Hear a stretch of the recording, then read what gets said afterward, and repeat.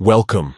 In this video, you'll learn how to unexclude muted chats from a folder on Telegram web using your PC, following the latest update. If you've noticed that some chats are missing from your custom folders because they're muted, this guide will help you bring them back in just a few easy steps. First, open Telegram web on your browser and log into your account. Once you're in, take a look at the top side menu where all your chat folders are displayed. Find the folder from which muted chats are currently excluded. Now, right-click on the folder's name. This will open a small context menu with several options. From this menu, choose Edit Folder.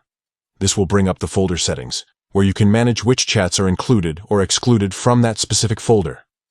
In the folder settings window, look for the option labeled Add Excluded Chats. Click on it to see the list of exclusions currently applied to the folder. You'll notice that Muted is checked, which means all muted chats are being excluded from this folder.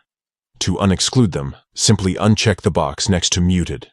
This action will allow muted chats to appear in the folder alongside your other conversations.